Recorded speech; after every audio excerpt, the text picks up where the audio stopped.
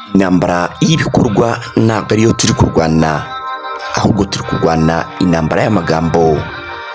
Abagabo bari bazwiho ubwitonzi, yewe bakundaga kuvuga yuko amagambo ari ay'abagore. Iyo umuntu avugaga cyane baravugaga ngo kanaka agira amagambo nk'ay'abagore, yaba ari umugore cyangwa se umugabo. Ariko magingo aya ngaya bisa nk'aho ibintu byahinduye isura, abagore batakigira amagambo, ahubwo amagambo asigaye ari ay'abagabo. Ku mbuga nkoranyambaga cyangwa se ku mihanda y'i Nyarugenge, imihanda ya YouTube, byahinduye isura kuko abagabo basigaye bagira amagambo ku kigero basigaye bayarusha abagore. Ni ikintu cyugarije imbuga nkoranyambaga, aba-influencers n'abantu bazwi cyane. Turaje tugaruke kuri aba ngaba bari mu ntambara y'amagambo. Hari uwitwa Kasuku, Jessica wa Mipango ndetse na Scovia. So yataka gusa, ahubwo hari n'uwitwa Theo wa Ukwezi TV ndetse n'abandi. Turagenda tubigarukaho gake gake mu kiganiro Versus. Byose ni Versus ibera muri Afro10 TV Kandani Clash. Nge Hero Willis, nujye kure ukore subscribe ndetse na like, share, comment. Ntabwo ngutindira, uwitwa Kasuku cyangwa se umwite Jessica wa Mipango ntabwo ari ubwa mbere tubonye yataka uwitwa Scovia Mutesi. Ariko uwitwa Kasuku we akakubwira yuko nta munsi wari mwigeze atangiza intambara y'amagambo hagati ye na Scovia Mutesi, ahubwo ngo Scovia Mutesi ari umutangira buri gihe. Nawe rero ngo mu buryo bwo kwirwanaho yarangiza nawe agafata iya mbere akajya kumwataka. Uwitwa Scovia Mutesi yagiye agaragaza inshuro nyinshi uwitwa Kasuku akora ibisa nk'amakuru kandi atari umunyamakuru, ari umuboroga. Ibintu Kasuku akora bisa nk'aho ari ugutangaza amakuru kandi ngo si umunyamakuru, kubera yuko nta karita ya RMC cyangwa se y'urwego rw'abanyamakuru bigenga agira. Ibyo bituma rero urukuriye witwa Scovia Mutesi avuga yuko ngo Kasuku yakabaye adatangaza amakuru kandi atari umunyamakuru. Abantu benshi cyane bakibaza bati ese ko ari umu content creator, ese watangaza ikintu icyo ari cyo cyose gute nta storytelling ibayemo? Ubwo byasa nk'aho gukora content ku mbuga zitandukanye nka YouTube, Instagram, TikTok, Facebook, X n'izindi byasaba yuko bikorwa n'umunyamakuru gusa. Ubwo ngubwo bishatse kuvuga yuko umunyamakuru ari nawe watunga izo mbuga wenyine, nta wundi waba uzemerewe. Kasuku rero nawe mu kubibona yasamiye hejuru witwa Scovia Mutesi, avuga yuko atari insina ngufi yo gucibwaho amakoma na buri wese. Arangiza nawe aravuga ati nanjye ngomba kwidefanda.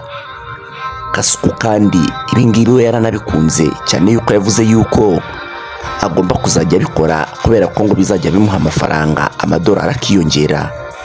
Nk'ubu tuvugana ibiganiro Kasuku yakoze kuri Scovia Mutesi byose ni ibiganiro byagiye birebwana hejuru y'abantu 190-180 gutyo. Byumvikana yuko rero ari ibiganiro bivamo amafaranga menshi cyane adafite ingano.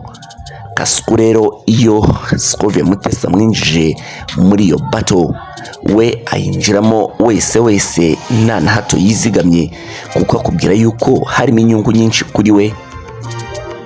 Scovia Mutesi byaragiye bishyira kera arongera araceceka. Mu minsi ishize ubwo Kasuku yatangazaga yuko hari abantu bamuteye barangiza ngo bakamukubita inkoni nk'iz'akabwana, maze witwa Scovia Mutesi ateraho comment mu kiganiro cya Mama Urwa Gasabo akorana n'abasore biwe, maze bavuga yuko Kasuku abeshya kubera ko ngo atigeze yerekana imibyimba, aterekanye igisebe cyangwa se atigeze ajya kwa muganga. Kasuku rero nabyo yabisamiye hejuru, avuga yuko witwa Scovia Mutesi ari umushinyaguzi, ariyo mpamvu yivuye inyuma nawe akamwataka atizigamye. Byatumye yewe no kuri TV10 mu kiganiro cyitwa Zinduka uwitwa Oswaridi Mutuyeyezu wamenyekanye ku izina rya Oswakim ukora muri kino kiganiro, umwe mu banyamakuru bakunzwe kugeza no ku gihe yigeze gutumira nyakubahwa perezida wa Repubulika y'u Rwanda Paul Kagame bakagirana ikiganiro kuri Radio TV10. Ibi byose byamuhesheje kuba uvuga rikijyana mu itangazamakuru ryo mu Rwanda. Arangije hamagara Kasuku live mu kiganiro, bagirana ikiganiro yewe bamuhereza n'abantu ngo bamuvugeho. Uwitwa Kasuku bamwe baramumanuka bavuga kuntu adakora ibintu byiza kubera yuko ngakunda gukoresha ibitutsi, ndetse bamwe bamusaba yuko yarangiza intambara yashoye ko bita Scovia Mutesi, yarangiza akita kubigarasha, ariko Scovia Mutesi we akamureka kuko ngo Scovia Mutesi avugira abaturage. Witwa Kasuku aravuga ati yego niwe wanangiye nawe nandeka nanjye nzamureka, ariko bisa nkaho intambara yisigarukiraho kubera yuko witwa Kasuku yahise arekera bitewe nuko n'uwitwa Scovia Mutesi yarekeye atongeye kumuvugaho. Kandi uwitwa Kasuku yatatswe n'abaturage bamwe na bamwe, nkaho hari umusaza w'Nyagatare avuze yuko aramutse akundanye n'umukobwa we yabaha ibyo asabwa byose, harimo inka, amafaranga n'ubutunzi butandukanye, ariko akabirukana ntibazamugarukire iwe. Ni ibintu Kasuku rero we atigeze yitaho cyane, yuko hari n'abandi bamushyomagirizaga bamubwira yuko ibyo akora ari byo kandi ngo babikunda, ngo Scovia namuzanaho umunwa nawe azajya awumuzanaho. Ibyo byararangiye. Reka twihute twerekeza ko bita Theo Manirafasha ufite ikinyamakuru cyitwa Ukwezi TV ndetse na Ukwezi.rw. Mu bihe byashize ubwo bajyaga muri press conference ku rwego rw'igihugu rw'ubugenzacyaha RIB rwabahamagaye, witwa Theo Manirakiza wa Ukwezi TV yabajije ikibazo RIB abaza impamvu Kasuku adakurikiranwa cyangwa se ngo atabwe muri yombi kubera ko ngatukana ku mbuga nkoranyambaga. Maze icyo gihe RIB imubwira yuko iminsi ya Kasuku ibarirwa ku ntoki, ariko nanone yongera kumubwira yuko ibyo akora batari babibonamo icyaha. Kandi Kasuku nyuma yongeye kugaragara ashyomagirizwa na minisitiri w'urubyiruko ndetse n'ubuhanzi utuma twishima Abudara, amubwira yuko ibyo akora ari byo rwose, azasibe gutuka abanyagihugu batagize icyo bamutwara, maze ibigarasha byo ngo abikubite accordingly. Ibyo ni ibyavuzwe na minisitiri Abudara utuma twishima.